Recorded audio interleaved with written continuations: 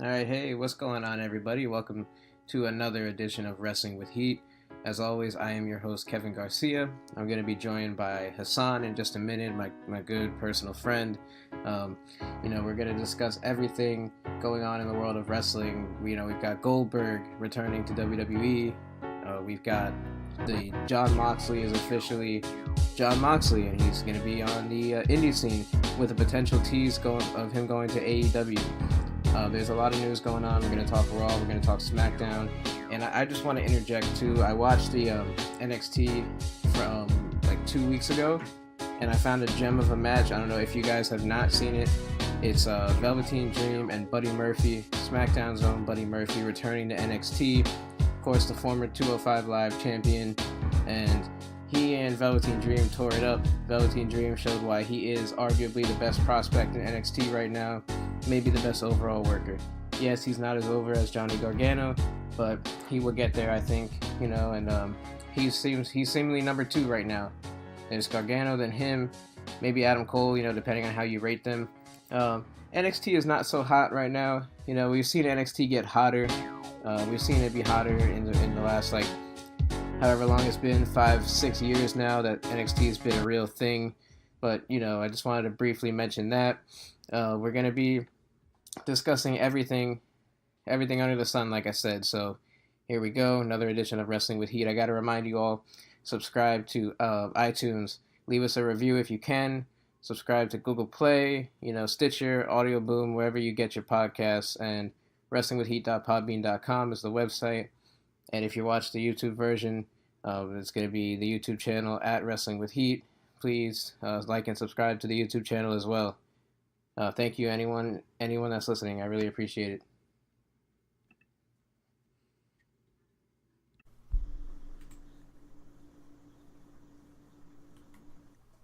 All right, we're live, sir. We're here. What's going on? Back. Yes, another lovely late night edition of Wrestling with Heat. We've got our wrestling expert here, Mr. Hassan. Shalom, everyone. We're not going to be talking about NBA basketball today. As tough as it is. We're going to be talking about wrestling. We're going to be talking about the old wrestling. That's what we do here. We talk about wrestling. There's quite a bit of things going on. We've got a lot to talk about today. We're going to talk Raw. We're going to talk SmackDown. We're going to talk the news and notes. And then we're going to look back at the 2005, the first ever Money in the Bank match. I think it feels appropriate, right? With Money in the Bank coming up on the horizon next Sunday. Yes, sir. Yes, sir. Are you looking forward to Money in the Bank? Yeah, actually, I really think it's an actually well put together card so far. I'm liking the card. Yeah, the card is looking sneaky good. You got Kevin Owens and Kofi Kingston. The Money in the Bank match is gonna be what it is. I'm kind of over the concept at this point, to be honest. I don't know if it's like the Royal Rumble where it doesn't mean as much as it did. I just loved the Money in the Bank match when it was once a year at Mania. Yeah. I don't like the whole pay-per-view concept of it. I thought they overexploited it. But besides the Money in the Bank, I am looking forward to a lot of matches, particularly AJ and Seth. Yeah, AJ and Seth is probably the most anticipated match on that card, I would say. I'm going to pull up the card real quick. I would say, it's definitely the most anticipated. I don't think there's any matches that are going to come close to that. That's a dream match in a lot of ways. Those guys really haven't wrestled. They never wrestled each other on a big stage before. So, this is going to be their first meeting in a meaningful match. And a lot of people are excited. And but the build-up is a little weird, right? Because they're teasing AJ as like a tweener, Do you think he's gone full heel? His promo on Raw was heelish, but I don't think it was full heel. What did you think? I think he's gonna turn heel soon. Yeah, he's gonna turn heel. I think they'll probably wait till after the match. They'll do the whole shake hands thing, and AJ will beat him up. That'd be my guess. Think about it. He's so good. He should be a heel. He could do both, though. Doesn't even matter. Personally, I don't know about you. I personally like heel AJ Styles way more. I like heel AJ Styles too, but I think the problem with heel AJ Styles is that people like him too much. I don't think people will boo him. It's kind of like Stone Cold, where like nobody wants to boo Stone Cold. Like people wanted to cheer AJ so bad when he first came in and he was a heel. When he turned heel on John Cena, people wanted to cheer him so bad, and I'm not sure. I don't know if heel AJ is the best route to go. All right, let me ask you this question. What do you think was better, AJ's first run as champ or his second run as champ? I like the second run better. Why? I there was no James Ellsworth. That's probably the biggest reason. I like the match with Brock. That was good. I like that he took the belt into WrestleMania as well. Okay. Those are some of the bigger reasons. I mean, the matches he had with Nakamura. I don't know. I just think that was a higher level. I mean, facing Dean Ambrose and James Ellsworth in a triple threat didn't do it for me. And then, I mean, he had a short run. I mean, how long was the run? September to January, right? He lost it at the Royal Rumble. Yeah. I don't know. It wasn't as meaningful as the second one to me. Well, of course, the second one was a year. I just think from a character perspective, minus James Ellsworth crap, I thought the hottest he was his first run as a heel, as champion. Yeah, I don't know. I mean, he beat Dean Ambrose, and I don't know. We could go back and forth on that though. Because he was just cocky and he knew, and the crowd was digging it. If they could make him that type of AJ Styles, where he's cocky and he has a bit of an edge, I'm all for it. Because the shtick that he has right now, it's running a little stale. It is. It definitely is. I mean, and I don't think that's his fault. I think that's more on management and creative. Yeah, because no one's buying it at this point. I think everybody knows he's one of the baddest motherfuckers in the industry, and they just need to be a little bit of an edge. Hold on one sec here. Something's going on with my computer. Keep going. I'm gonna try to fix this issue. Yeah, it's like they cut a pretty good promo on Raw, but I've always been iffy when it comes to face and face, babyface and babyface feuds. Mm-hmm. And I just feel like AJ, new show, he's probably gonna be the face of the show. Needs some new life injected into his character. This whole goody two shoes, respectful AJ Styles. I don't really think anybody's taking it at this point. You're not with the goody two shoes, AJ. You're not with that. I like the cocky. I know I'm the best wrestler in the world, AJ Styles. I do too. I like heel AJ too. I just don't know if they really want to do that to their second or third biggest merch mover. I'm just looking at it from a business perspective. You know what I mean? Dude, but look at where the era now is with fan reaction. They're still going to cheer him the same way if he's a heel. Oh yeah, no, I'm not arguing that. I think I was talking about merch. Like, people are not going to buy his T-shirts the same. It's not going to be the same as when he was a babyface. I think they'll buy it more if he's a heel, because they're more invested into the character at this point. They're gonna trust me. These kids are gonna like the guy who's cool at this point than the guy who's evil. So you don't think he'll be like a dastardly heel? You think he'll just be cool?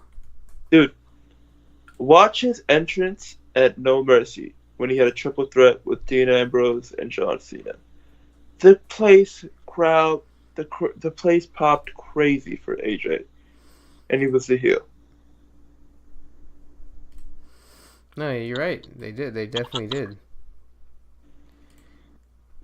But, another thing too that is interesting about this match is they got to beat somebody, right? So, I mean, what do you think? You think this is gonna be a no finish, where they have like AJ low blow him or something? Yeah, I think we might see this feud extend, maybe into SummerSlam, I don't think it's gonna be a clean finish because they can't bury either guy. Or, maybe we could see some type of involvement from Mr. Brock Lesnar, since he is. All signs seem to indicate that he's worked something out with WWE, because Dana White's confirmed that he's retired from UFC, and he is scheduled to appear at the next Saudi Arabia event in June. So, who knows? Yeah, try to get retribution on Rollins, right? Yeah, But maybe that the way they segues beat us. him though. Huh? Sorry, go ahead. Go ahead. Maybe that segues us into SummerSlam. Maybe that's the match: Rollins and Brock. SummerSlam. The way they beat him at WrestleMania though, having Rollins beat him in 2 minutes and then you have AJ on Raw calling it a war. Like, was that really a war with Brock? Like a 2 minute match? Was that really a war? That like he beat him so easily. Where we've seen other guys that couldn't beat him and they hit him with everything but the kitchen sink, and Rollins put him away in 2 minutes.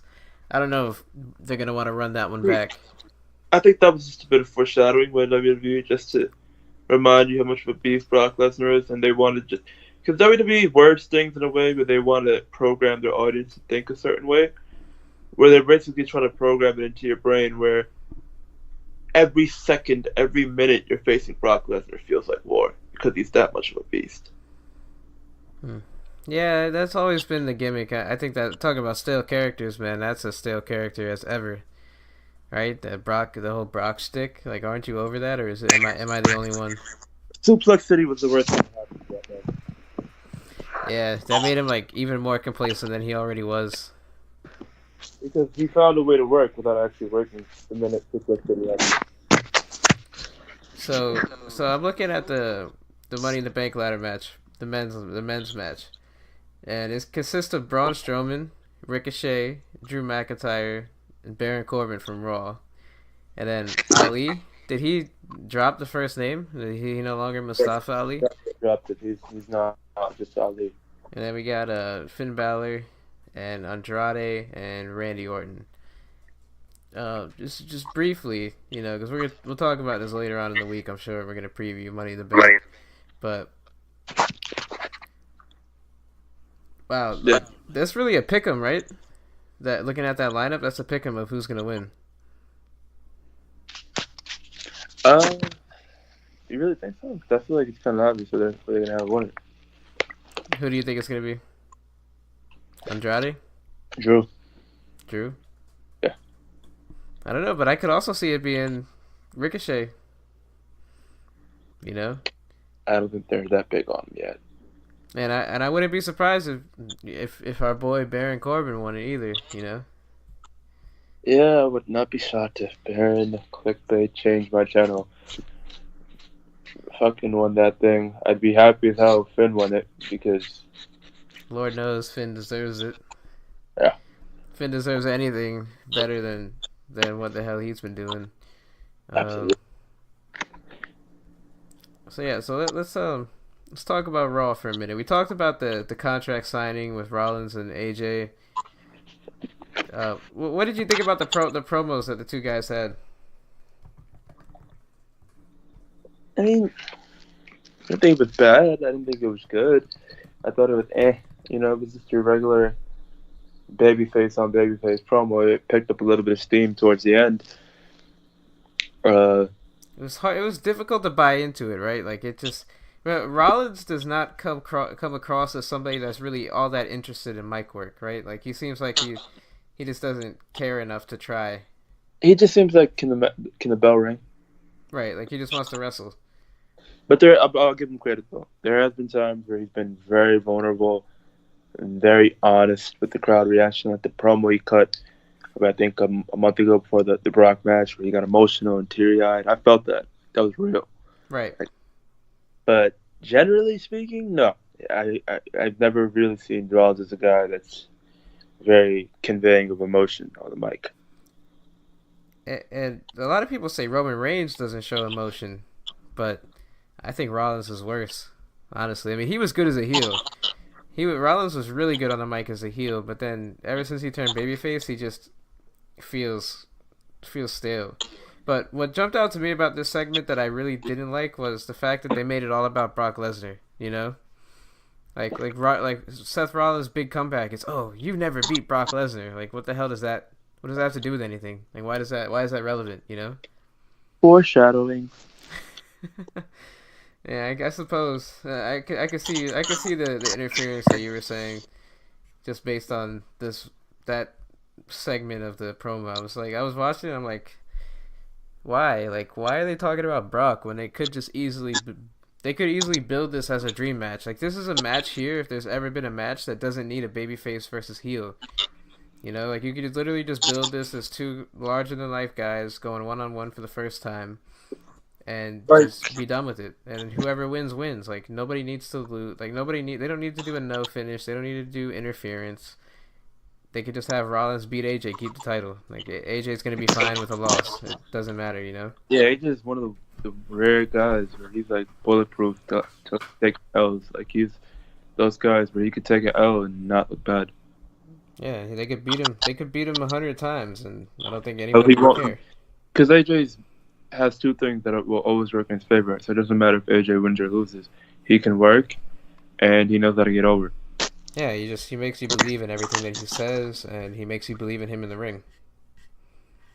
Bro, like, I'm thinking about it right now with their build and both them being baby faces, and it got me thinking, like, when is the last time in recent WWE history that I can remember a babyface on babyface feud where it came off really well, the build, and the only one I can remember is Taker and Shawn Michaels. I think John Cena and Daniel Bryan, that was pretty good. Yeah, that too. Yeah, I'll give you that one too. Yeah, that was nice. It was all about Cena putting over Daniel Bryan for being a good talent. Mm-hmm. And, I mean, that's as simple as this feud could be. Just Seth Rollins versus AJ Styles. First time ever. Like, they don't really need to be talking about Brock and all this other nonsense. But and don't get me wrong. In these babyface on babyface type feuds, there's always going to be that one babyface that tips the line where he comes off a little tweenerish, a la Shawn Michaels and The Undertaker. Shawn was the tweenerish type role, and Daniel Bryan and Cena, Daniel came off a little bit tweenerish. But that's just the logistics of it, because you got to have a little bit of an edge to it at the end of it. Yeah, you have to if you're gonna be doing long-winded segments. Yeah. But I digress. Another thing that stuck out to me from this week's Raw is the Revival. Oh, Jesus Christ. This is like one of the weirdest segments I think I've ever seen in my life as a wrestling fan. Oh, these poor men. These poor men. Yep.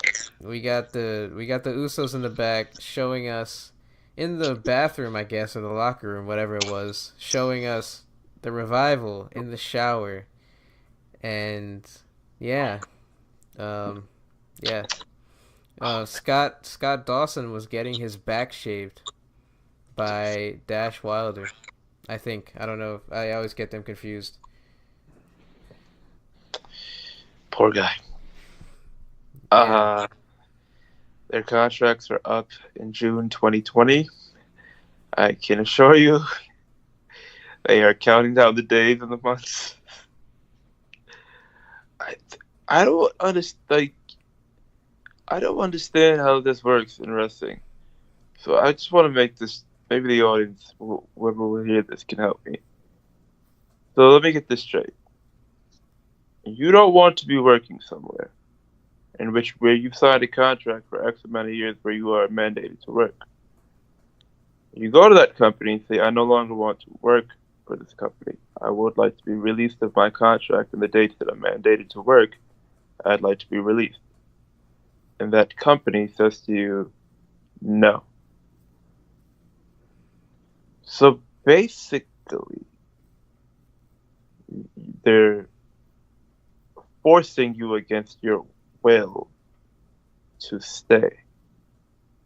Because if you do quit and not get released, they can freeze your contract and make you stay for extended time, for as long as they choose. Yes. So it's basically like you're fucking enslaved. Yes. I did not want to use that word. I really did not. But that's the only word I could think of. Like, you're basically like you're enslaved to work for WWE. Yes. Which is beyond fucked up. And I don't understand how it's not being made a bigger deal as it should be. And then not only are you stuck in a contract, you're also you also have to be shaving another grown man's back on television. These are world class workers. The Revival are fucking money. The Revival is our And the money. Usos too. The Usos are involved in this shit. Yeah, I'm busy. Hold on, brother. Talk away. I'll be right back. Yep. So the Usos are involved in this crap. Like, not only do we have the Revival in there getting their back shaved, and we got the Usos there laughing, and they abruptly yell out. They yell something at the Revival, and the Revival turn around. They're like, "Oh shit! How could you put this on TV?" And they're staggering and like, "Oh my god!" And then they come out for their match against Kurt Hawkins and Zack Ryder, and they're talking about it. They're trying to defend the back shaving. And this segment just keeps getting worse and worse. Like, as I'm watching this, I'm like, is this really on Raw? Like, this is where the creative team has gone? And some of these segments, like the bad of the show is really bad. The low points, they just make the show so hard to watch at times. Uh, the thing is, this is another thing where I think people need to realize this too. They are forcing these men to stay in this contract, locked up in this contract, and within the time that they're staying in the company, they're devaluing them so much and putting them in humiliating situations so much that their value has dropped so tremendously by the time they're gone from WWE that promoters that want to book them or sign them are going to look at them like, well, you were turning into chicken shit in WWE. It's going to be really hard to make you into chicken salad here. Well, I think they'll be okay. They're still famous enough to pull it off, I think. It's just I've never in my life have understood this logic about WWE. If you're on your way out, or if you're asking for your release or unhappy, they bury you beyond belief. I do not understand it. Well, I also don't like to look at the other side of the coin. I don't know what the rush is. The Young Bucks are not going anywhere. They could easily just wait out their contract, and which they have to do. Just wait out their contract and just be as quiet as possible about it, and not try to get any more heat than they already have. Because AEW is still going to be around next year. It's not going anywhere. So I don't know what the big hoopla is to go rush out over there into the other indies. Well, I guess they're just real guys who really love what they do and want to have an imprint and be in something significant. Yeah. Well, all right. Let's move on. Let's talk about Bray Wyatt again. The word of the day. Yowie, wowie. The word of the day is sociopath. So thank you to Bray Wyatt for telling us what a sociopath is. I still cannot believe that this nonsense is on national television. Weird gimmick. It's very odd. I guess it's different.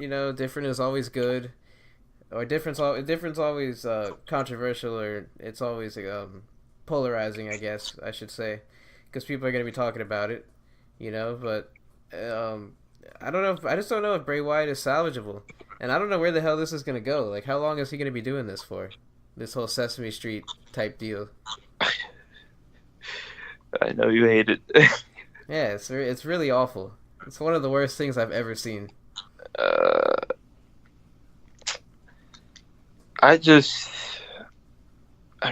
really pains me to say this. I think it's over for Bray. Yeah, it's been over for him, but he's giving it one last go, and I'm sure this was his idea in that fucked up head of his. No, I really feel like he may have gotten some help with this one. I feel like Matt Hardy may have had a hand in this. That wouldn't surprise me either. I was thinking, I was watching this promo, I was like, because I don't know if you ever seen the first couple of Broken Matt promos, like how terrible. Yeah, they were so bad. They were good. Yeah, they were so bad. They were good. Like, people really talked a lot of shit about him, and the comments were just not nice. And then it turns out being one of the hottest things in wrestling. So I'm willing to be patient with this, but from the beginning, just the beginning of it, I'm not sure where this is gonna go and what kind of ceiling Oh it no, no, has. You know? I'm with you too. In 3 months, this could be the hardest thing in wrestling. I'll Yeah. be patient with it. I'll be patient. I'm just saying right now, I weirded the fuck out. Yeah, it's very weird. Yeah. Um, but yeah, so I was I was looking at the at my I was looking at some stuff and about the podcast, and I was like, maybe I should change the podcast name to Wrestling with Raiders. And then I thought about it again. I'm like, why didn't I change it to Wrestling with Experience? You know? I like the segue. Yes. So, yeah, the Viking Raiders made their debut. Not like a bad NFL team. Like, what the fuck is that? There is an NFL team named the Vikings I know. and the There's an Raiders. NFL team, the Raiders. That's what Yeah. I'm saying. So, I guess people hated the Viking Experience so much. Did you see the hate that name got? I mean, it's just like, I don't understand why you won't name them what they used to be. In the Indies, their name was fine. Yeah, I don't know what's wrong with War Machine. I don't know. I don't understand. It's a great name. It's a fine name. I think these guys are good though, and regardless of the name, I think they'll get over. They'll be fine. I mean, they're really that good. They're different. They're incredible athletes, and just the name. I don't know if the name is really that big of a deal, but I mean, I thought think it they'll was do funny. anything significant. Tag team wrestling is kind of dying in WWE. I don't know. I mean, tag team wrestling seems to never matter. It has like hot moments. True. It's like it's never been a consistent like priority. But I just don't see what the big deal is about the name of two wrestlers. Like, it is what it is. They want, they're the Viking Raiders. It's terrible, but it shouldn't take away from the guys. They're really good athletes, and that's all I'm saying. I mean, dude, Take away from sometimes them. it could make a really big difference. If fucking Stone Cold's name was Iceman Steve Austin, it'd make a difference. Like, I don't know, man. One of the most famous MMA fighters was named the Iceman. So oh, come on. Iceman Steve Austin? That sounds cliche as hell, The Iceman era has officially begun. No, that would sound really bad at Mania if JR said that. hey, I'm just saying. Are you still interested in the Shane McMahon and Miz storyline? No. Yeah, I don't care. I don't care anymore. I It- guess they're having a steel cage match because why not? Because Shane has to wrestle, I guess. Nothing against Shane. I love Shane. I Yeah. love Shane. Yeah, me too. Yeah. But I just don't understand why he's a child at this point. Yeah, I agree. I don't know what what there is to accomplish. I thought the feud was over. Like, you have nothing left to give, Shane. What are you doing? Well, he's got to jump off the cage, right? That's where this is going. I guess so, brother. I guess so. The segments too are not that great. They're not. Like, But no one cares. yeah, I mean, we how many times are you gonna call Mrs. Dad Mr. Potato Head? Like, we get it. And Bobby Lashley, man, did you see Bobby Lashley like talking in third person? That was, that was tough to watch. Did you see that? I'm pretty sure someone in creative who thought of that. Like, this is great. This is gonna mask his deficiencies on the mic. Yeah. No, it just made it worse. Yeah, just have him copy The Rock. That'll get him over. Yeah. Well, when The Rock would do it, you would legitimately believe it. Yeah. You thought he was like an egomaniac. I mean, we know Lashley. I'm sure he's an egomaniac too, but Lashley just doesn't have that. He doesn't have anywhere near that charisma. I don't even know why the hell WWE brought him back. Like, if they're just gonna not use him. That's what, I literally feel like they sign guys just to keep them off the market so other guys won't get them. Like, WWE, as big as they are, they come off insecure. Yeah. Yes. Yeah. The insecurity is big. They literally just signed Goldberg for that Saudi Arabia show just so AEW wouldn't get him. Yeah. We'll talk about that though. Hold off on that. I'll bring that up in a minute. Is it Becky Lynch feuding with Lacey Evans? I can't take it serious. It's very hard to take Lacey Evans serious, and Becky's great though. Don't get me wrong. Becky is, she's the biggest star on Raw. You know, she's a way bigger star than anyone else on Raw. What did you say? I think we'll be pleasantly surprised by the Becky Lynch feud. What, with Lacey Evans? Yeah, I think we may be pleasantly surprised. Yeah, I mean, the match will be fine, I'm sure. I have a hard time trying to care. In terms of in-ring quality, I think we'll be pleasantly surprised. Yeah, I mean, Becky can have a good match with a broomstick, so that's not. I mean, I'm not worried about the in-ring. I know, brother, but sometimes the other person's got to play their end of the ball game too, and I think she might be able to deliver on her end. Yeah, I mean, no doubt about the match being fine. I'm talking about Raw, the Raw segment. I guess didn't care. Oh no, the segment sucked balls. Yeah, I wouldn't say it sucked. Like, it was good. It was simple, like basic textbook booking. Becky's great. Like I said, she's so charismatic, and it's unbelievable how charismatic she is. Do you think Becky's going stale? No, I don't think so. Okay. I was thinking that. I was like, maybe maybe it'll get stale, but no, I think she's really good, and I just think it's that feeling of, like, as fans, we kind of had we kind of blew a load, for lack of a better term, when Becky finally had that moment after chasing it for so long. It's like, it's hard to care immediately, but by SummerSlam, people will be talking about her again just as much as they were all of last year. I got you. Sami Zayn is still mad at the fans. He's still angry. So it's like, it's starting to become repetitive. It's starting to be repetitive. He had a good promo though. Again, he's killed it. I just want him to say the word "mark" already. Goddamn, like. Yeah, it's like 3 consecutive weeks of great promos, where I just want to see him in a really good feud. Yeah, he'll get there. I don't know if there's anyone for him to feud with, though. Let me think. Very true. I don't think there's anybody left. Anybody there for him to feud with right now. Anybody credible. Yeah, as long as he can keep coming off original with his promos, I don't see why stop him from doing this. You know what I mean? Like, if he could pull it off, they could make it like a run-on gag where Sami Zayn just shits on the fans every week. I mean, it's hilarious. They're really good promos. Like, this is the most cut loose and believable I've seen Sami Zayn in a long time. Yeah, this reminds me of the Sami Zayn in NXT. Just the opposite side of the spectrum now, where he's being a bad guy, and he's very intelligent, very well spoken. Yeah, and he comes up. I like the way he articulates himself. He's sounds very smart. You're right. He's very quirky. He's different. I don't think I've ever seen a wrestler like Sami Zayn. Me either. He's one of those guys. He's like Ricky Steamboat-esque, Yeah, he falls in a class of his own. All right, let's talk SmackDown. Let's get it. So, they kicked off the show with Kofi Kingston, and then Xavier Woods.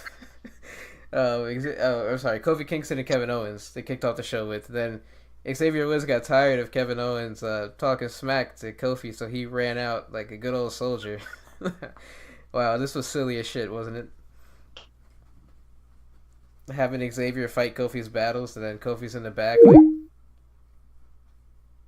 oh, think we lost Hassan here. Give us just a moment. Bear with us.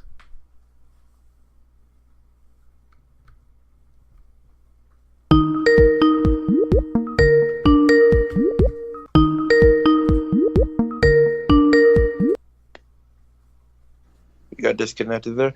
Yeah, man. For some reason, I think with that feud, Kofi might lose the title to KO.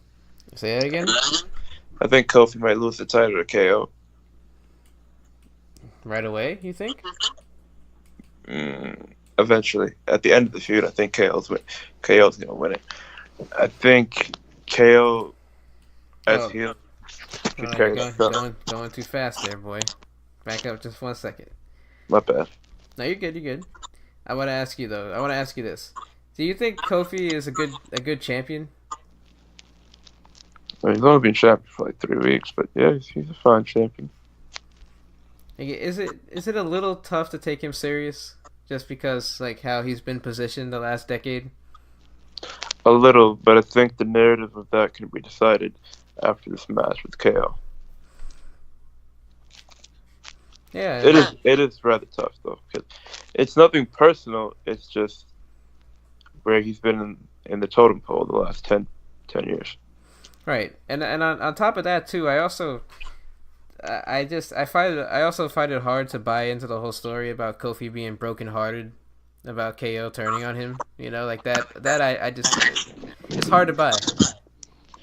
I mean, it's hard to buy because no one bought the fucking KO being a babyface. Yeah, like I mean, and they hugged for like 1 week. Like it wasn't like they were friends for 6 months and then KO. Yeah, you guys had the shortest friendship ever.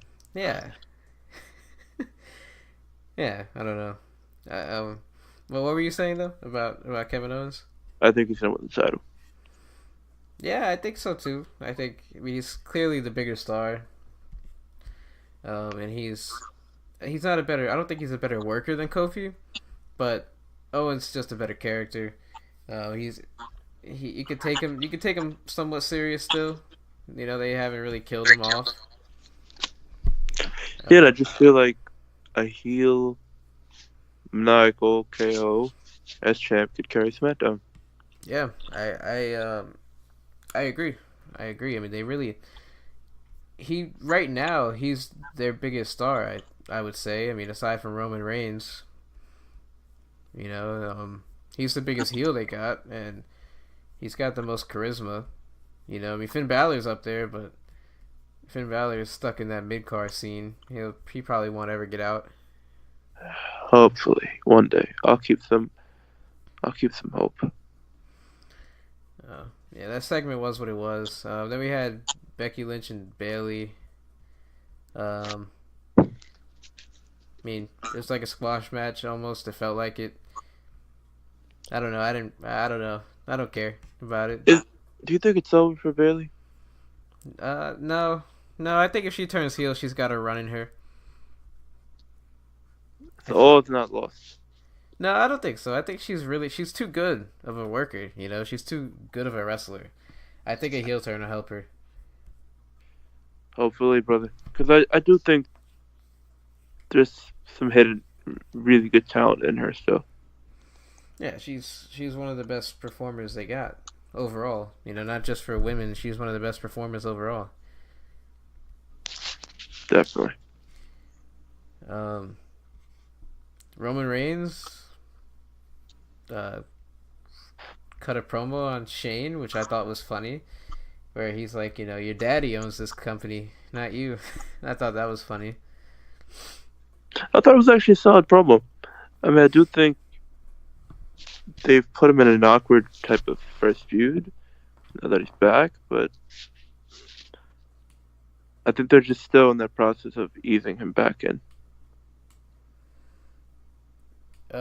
Like easing him in from like a in-ring standpoint.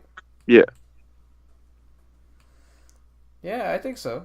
I think that's fair to say. Because his first feud is probably going to be Elias, right? Yeah, they're facing each other at Money in the Bank. Yeah, so they're putting him in with safe guys or guys that aren't crazy and really good in-ring workers. So I still feel that they're easing him back in until something incredible comes along. Well, they got to give him some time, I think, to get the ring rust off before they can throw him in there into the wolves. I don't think he'll be champion anytime soon or anything like that. I think he's gonna be, he's gonna be hanging out in the upper mid card scene for now. I do think it's a mistake though to present him as bigger than the brand of SmackDown. I think that really doesn't help if they're presenting him as bigger than the brand and then they're feuding him with Elias. It's like when Batista first debuted on SmackDown when he was a star and they put him on the brand extension. His first big feud was with the guy who was running SmackDown for the past year and a half, JBL. Roman Reigns, who spent his entirety on Raw, his first big feud coming over to a new show is with Elias. Yeah, yeah. It's unfortunate that they're dropping the ball. I guess on the whole superstar shakeup. This superstar shakeup's just been a complete mess. It's been a very big clusterfuck. Yeah, yeah. SmackDown was tough, man. Um, then we had the Kevin Owens show. Oh, what did you think of the Hardys dropping the title? Oh, I mean Jeff Hardy's hurt, man. He's gonna be out for some time. Lars Sullivan beat up Matt Hardy. Whatever. Now, Jeffrey Hardy said he would be out 6 to 9 months. Right. He meets the 6 month mark. He's back. What is it right now? May, June, July, August, September, October. So he's back in December, January. Royal Rumble time. Yeah. He meets the 9 month mark. He misses Mania. Their contracts expire in April. So it probably means that the Hardys are gone by April. Or you know how they add extra time to your contract if you've been injured? Right. One of the two is gonna happen. So do you realize since the Hardys have been back, the majority of their run together has not really got to be very lengthy because of Jeff Hardy being hurt? Yeah, I mean Jeff Hardy's body is broken down. I think that's what it is. Who would have thought Matt Hardy, health-wise, would have outlasted Jeff? I think it was. I think a lot of people would have thought that just because Jeff was crazy. Yeah. Right. I don't think it's a big shock. I mean, Jeff was jumping off of ladders and cages and Hell in a Cell and just everything under the sun. It's unfortunate because they could have gotten some juice out of this run right now. Right. They're both in still tip-top shape, and they both really still really work well together. Yeah, I mean, both of them just get hurt. They're older. I think Matt is better suited for a creative backstage role, and Jeff Hardy, I think he'd be a decent agent probably. Did you hear that WWE might be bringing in Big Money Matt? Who? Big Money Matt. Big Money Matt. Who is that? Matt Hardy's gimmick in TNA. No, I did not hear that. Yeah. The rumor is going that they're going to give him a singles run and some burn with that character. Huh. So that broken gimmick is just completely dead. They're either going to do Big Money Matt or some type of variation of the way Mick Foley used to do, where he had 3 faces. I don't know how I feel about that. I just want the man to be broken. Yeah, seriously, he hit gold when he hit that character. Yeah, and then Vince was like, "Oh, I don't get it, pal." And that's it. Vince didn't want to do a TNA character. That's the bottom line, and that's all it really came down to, because he could have brought something really exciting to WWE. And also Impact was being very petty too, like threatening to sue and do a cease and desist and all that. Yeah, dude, that really fucked it up from the beginning. Because had I thought if they let him brought that character over from the beginning, they would have been at a whole different level right now. Oh yeah, we probably wouldn't have gotten that mess with Bray Wyatt, whatever that was. But yeah. So let's look at some news here. You ready? Got some news Sure. articles here for you, man.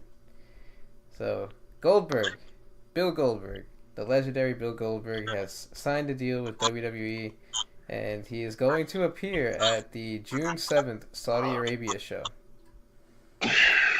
This is what Dave Meltzer had to say about it from the Wrestling Observer.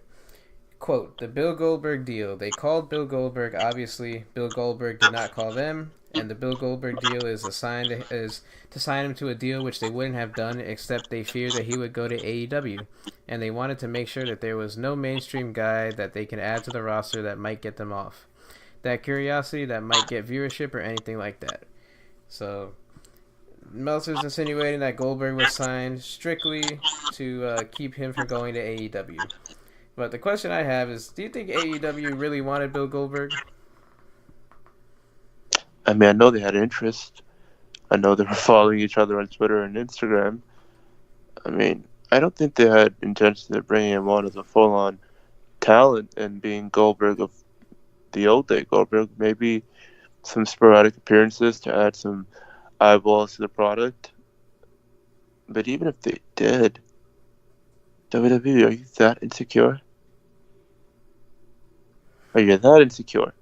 Yeah, I guess they are. They gotta have all the Seriously? Like, competition. Goldberg? It's fucking Bill Goldberg. It's not like it's fucking Stone Cold Steve Austin. Yeah, Bill Goldberg's not quite as big of a deal as he was in the '90s. That's for sure. But I mean, he's gonna fight again. I mean, it's probably a one-off. I don't think he's gonna be back for anything else other than this Saudi Arabia show. Who The the Saudi fuck is Arabia he show isn't fighting? even gonna matter though. Like, who Probably the fuck? Brock.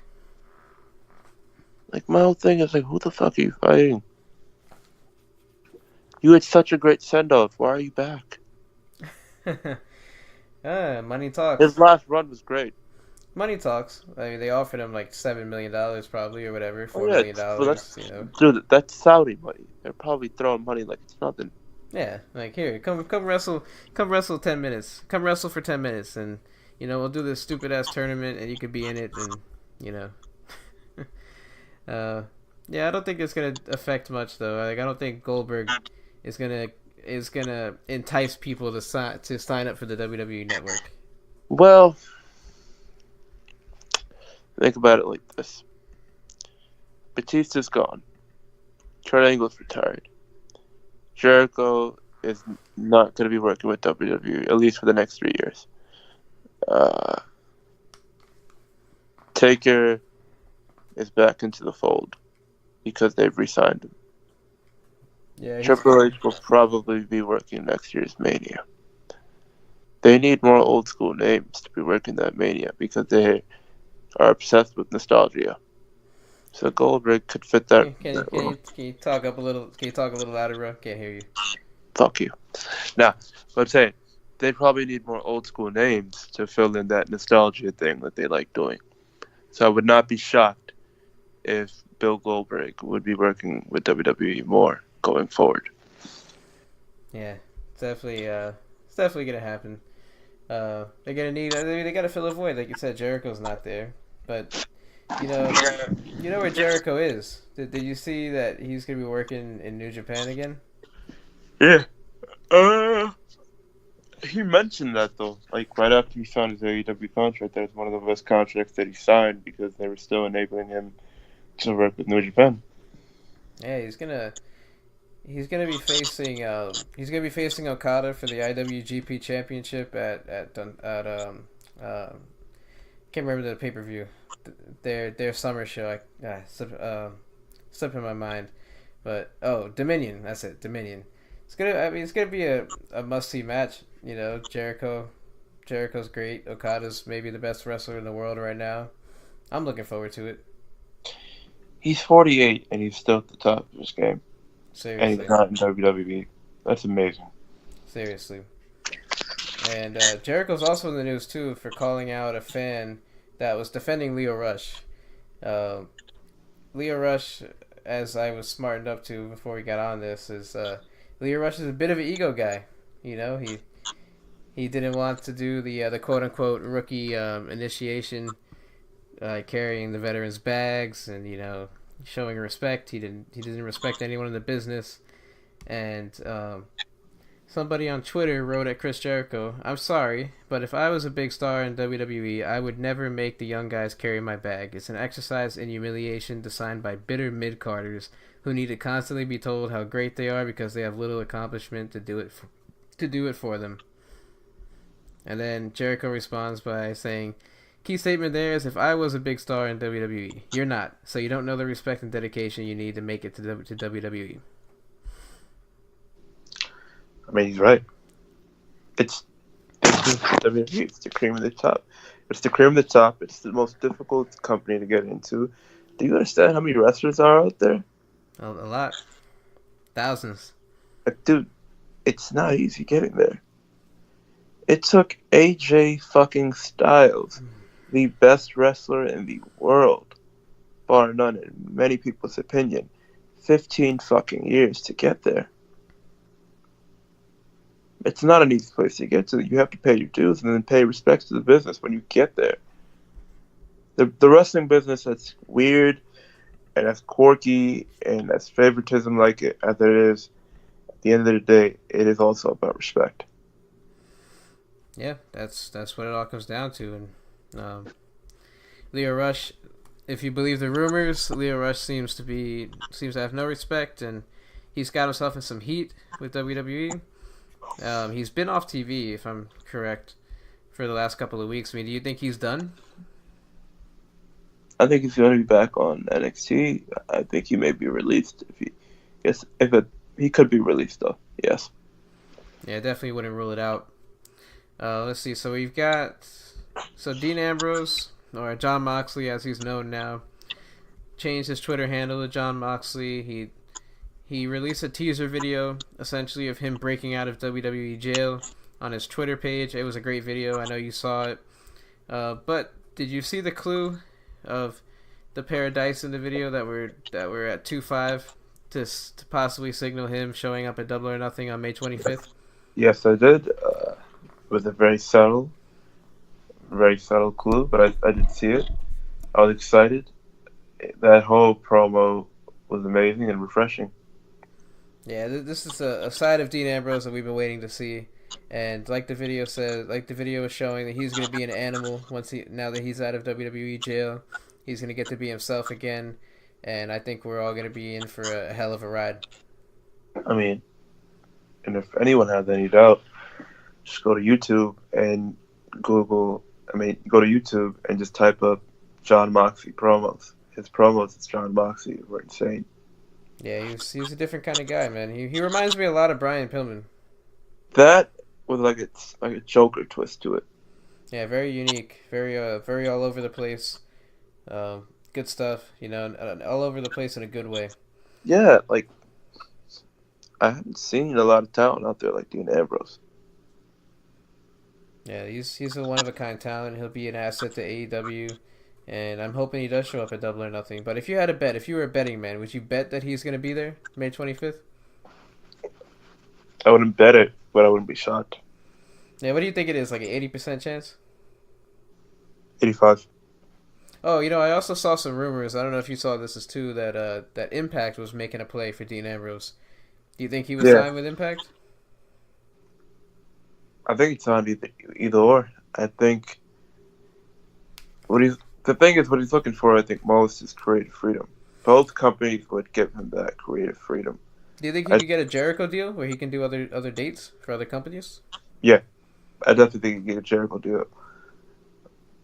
He's a seasoned veteran at this point. I think he can get any deal he wants because he's going to be a very, very big get for whatever company he goes to. He's a former champ.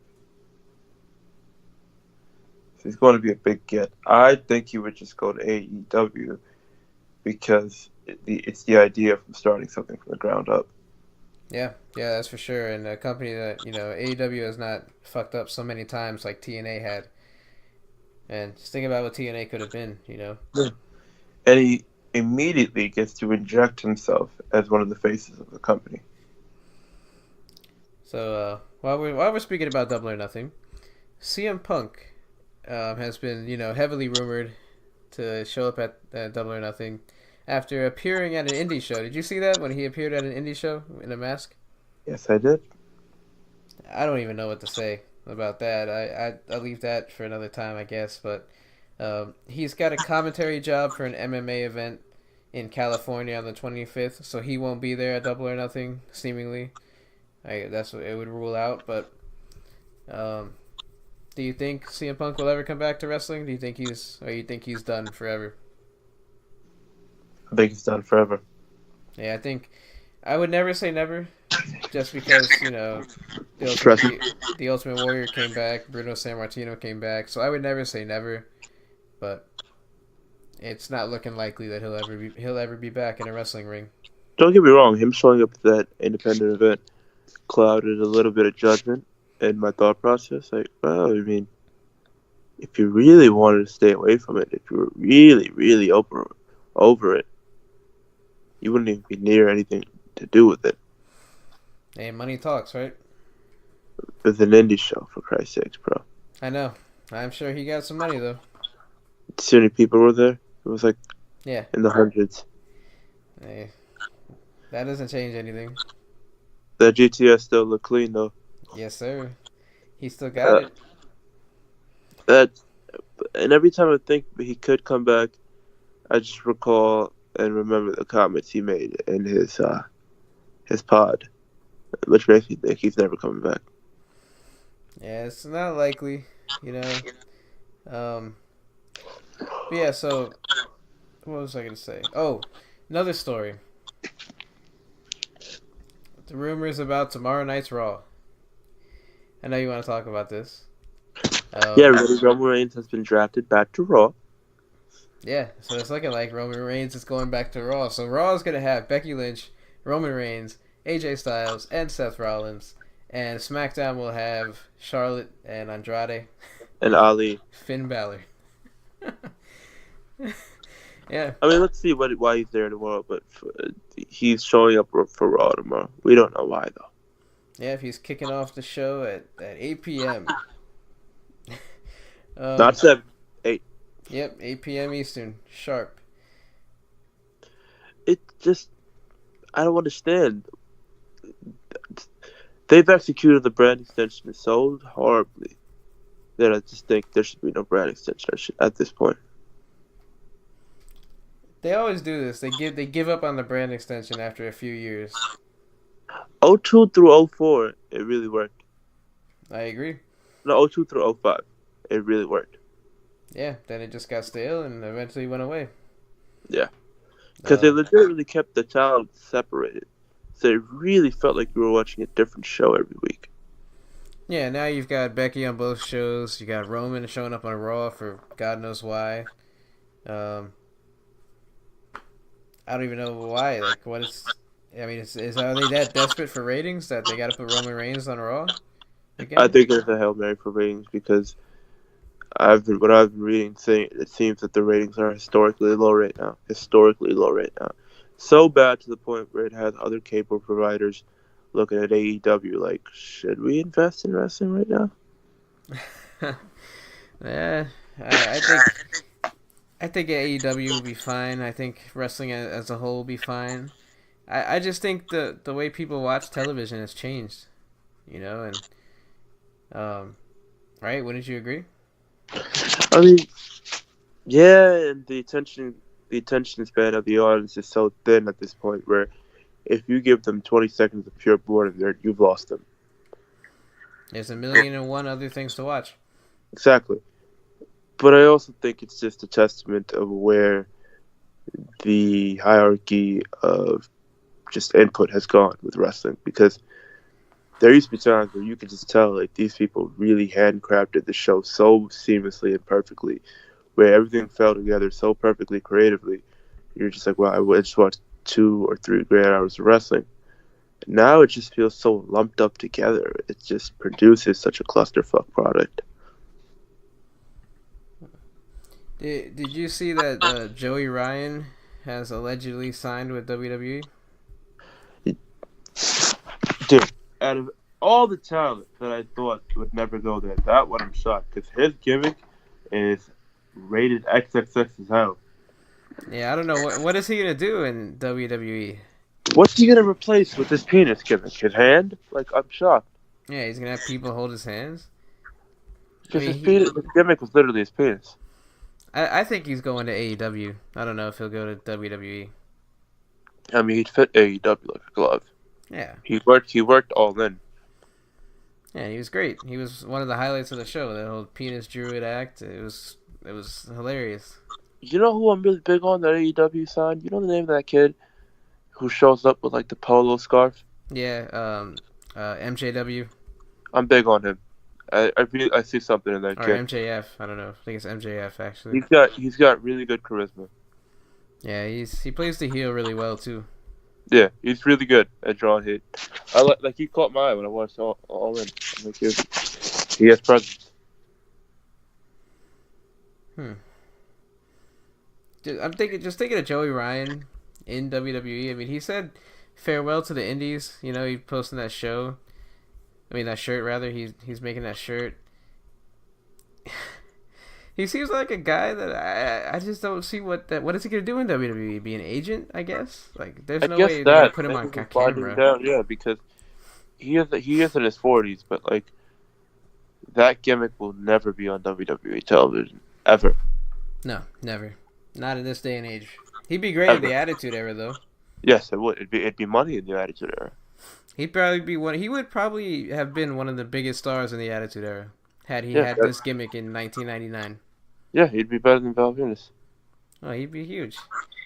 Like, you'd Yeah. have him dick flipping Sable and, China. It'd be awesome. Once I saw his name affiliated with WWE, I was shocked. Yeah, that was. I think a part of it is probably just for ratings and clicks. I'm not sure if he's really going to WWE. I think it's AEW if he's signing somewhere.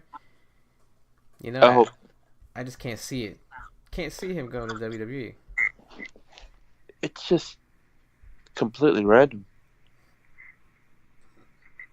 That he posted on Instagram. He says, "I guess the word is out now. Am I signing somewhere? Have I already signed elsewhere? One thing is certain: my time on the Indies is coming to an end. So pick up this farewell tour shirt at ProWrestlingTees.com/Joey Ryan for a limited time only. Get him before I'm gone. # Raw." So he hashtags Raw. I guess that got people talking. But that's him probably just being a troll.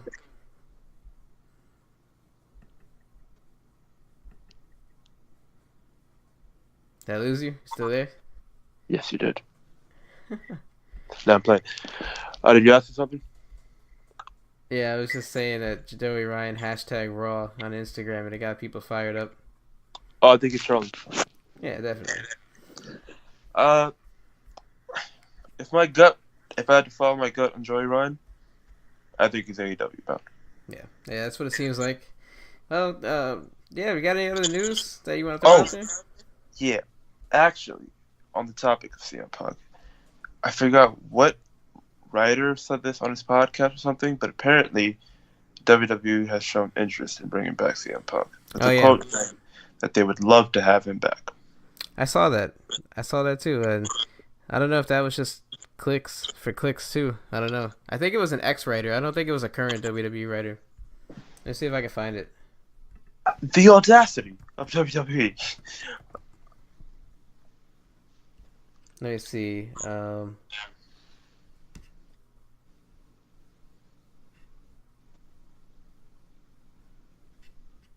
Yeah, there's an article that says WWE is secretly trying to sign CM Punk. I doubt that. Oh, here it is. WWE reportedly very interested in a CM Punk return. This is from ringsidenews.com. Brad Shepard is the gentleman that said this. Okay. Even if he's right, the audacity of WWE for even thinking that, because that man won't even speak about you guys how much he hates you.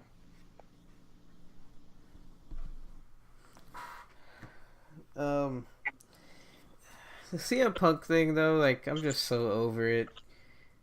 Like, yeah, he hates WWE. Yeah, WWE might want him back, but like, who cares? He's not coming. Like, it's over. I mean, there is people speculating though. If we're gonna open the Punk book, there are people speculating though that he could be AEW's big toe TV debut signing because Cody Rhodes mentioned him in a promo. Yes. Hyping up the match with his brother. Yeah. Oh, yeah, we gotta talk about that. Yeah. Cody Rhodes. That was a great promo. I thought that was a great promo. Yes. You didn't like it? No, I liked it. Okay. But what did he say? What did he say? Did he say what Stone Cold was doing had nothing on CM Punk, right? Yeah. Like No, I forgot the exact line. I'll be honest. I'm not gonna lie. I it was forgot. something along the lines. It was either Hogan or Stone. No, it was The Rock.